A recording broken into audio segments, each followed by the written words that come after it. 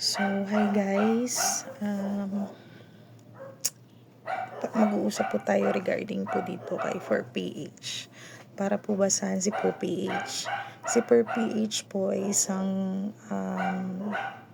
proyekto ng government kung saan po yung mga minimum wage earner po natin ay makaka-avail po ng housing loan through Pag-ibig po sa murang halaga. So, sa murang halaga, halimbawa, sabihin natin 5K ang inyong monthly. So, maliles yun. Depende po yun kay Pag-ibig. Pero mostly 3% po yun.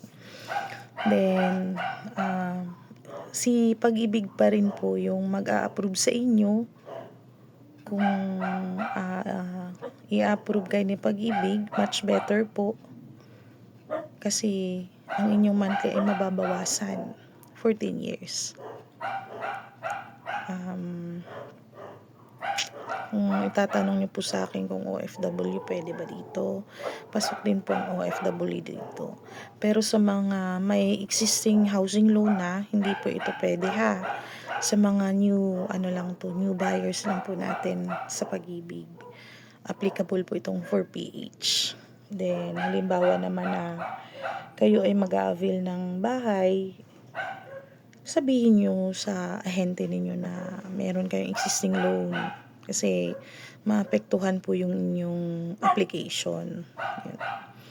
Then, yun na nga, ang 4PH natin ay good for 10 years. So, kung i-evaluate kayo kung walang nababago at saka sa sahod niyo, baka sakaling i-renew ng Pag-ibig yung inyong 10 years. Pero kung may nabago, nagpa-renovate ka,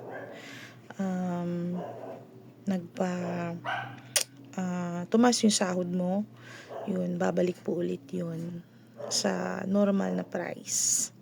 Yun po, no. Sa mga katanungan po ninyo kung saan po ba yung mga housing loan na ino-offer natin, meron po tayo sa Muzonaik. Meron po tayong Pagsibol. Si Pagsibol po nasa 11.4, 11.5 per month. Duplex po ito na 54 square meters, provision for 2 bedrooms. Dito naman po provisional lang po yung inyong gagawin dahil naka-vinyl ang taas, naka-tiles ang baba. May kesame na rin ito. Ngayon meron naman po tayong si Pagsikat.